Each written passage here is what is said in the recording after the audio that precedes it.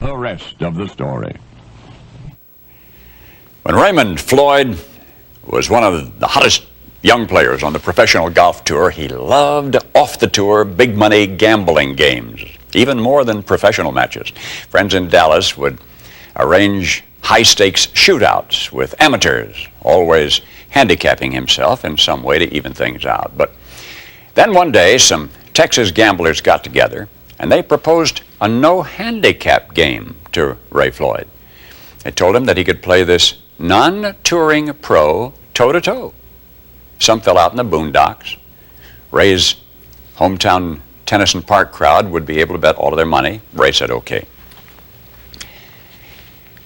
Now, the course where this massive currency exchange was to take place was called Horizon Hills. Ray Floyd had no idea what to expect. When he drove up to Horizon Hills, he was met by a man in a motorized golf cart. The man was a few years older than Ray. He was polite and quiet. Took Ray's big pro golf bag to the clubhouse. He carried it into the locker room, said, "May I clean your shoes?"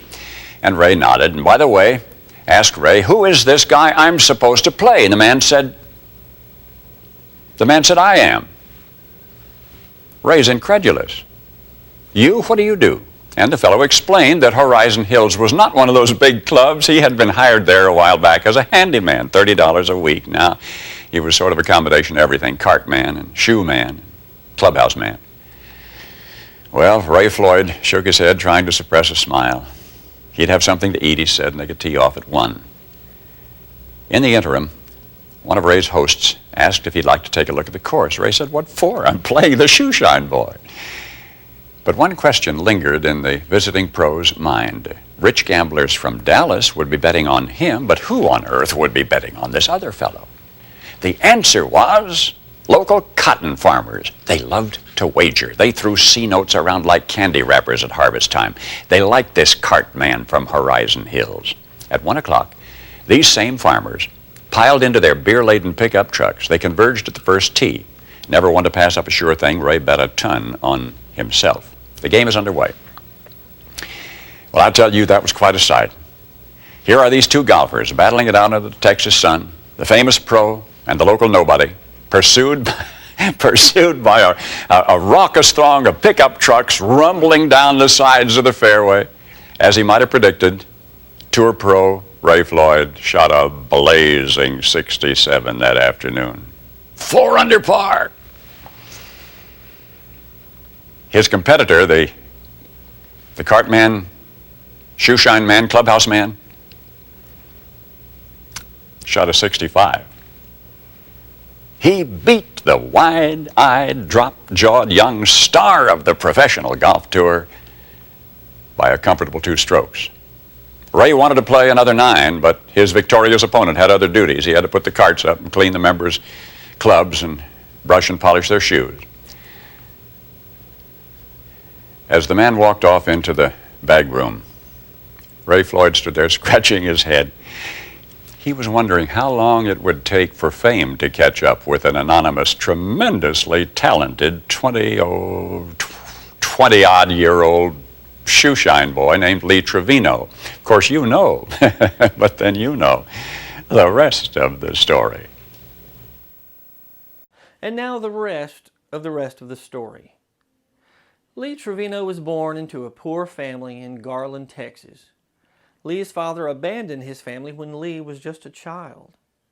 Lee was raised by his mother, Juanita Trevino, and grandfather, Joe Trevino. Most of Lee's family earned a living from raising cotton. Lee's grandfather also worked as a grave digger. To aid his poor family, Lee began working in the cotton fields alongside other members of his family when he was just 5 years old. 5 years old. Earning money for food took precedence over education. As a teenager, Lee only occasionally went to school when he wasn't needed to work in the cotton fields. The trajectory of Lee's life changed when his uncle gave him an old golf club and a few old golf balls. Lee spent most of what little free time he had playing at golf. He had no training and learned by sneaking into nearby country clubs to practice and to watch the other golfers. When Lee was 14, he quit school altogether. when he took a job as a shoeshine boy and caddy at the Dallas Athletic Club, as Mr. Harvey explained. Lee no longer had to sneak onto the golf course to practice. Lee joined the Marines in 1956, and in 1960, after his 4-year stint in the Marines, Lee worked as a club professional in El Paso, Texas. He kept improving his game and earned extra income by challenging other golfers to head-to-head matches. In 1966, he qualified for the U.S. Open and earned a whopping $600. The following year, he qualified again and played against Jack Nicklaus and Arnold Palmer. Back in 1966, he came in 54th place, but in 1967, Lee was just 8 shots behind the champion, Jack Nicklaus, and only 4 shots behind the runner-up, Arnold Palmer. In 1968, Lee won the U.S. Open. In 1971, he won the U.S. Open and the Open Championship. He won the Open Championship again in 1972, and Lee kept on winning.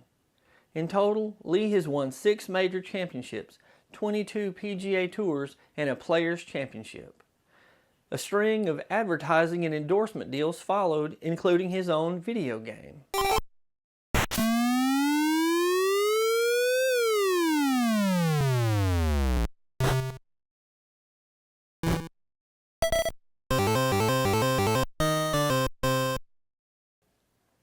During his professional career, Lee had a sense of humor on and off the golf course.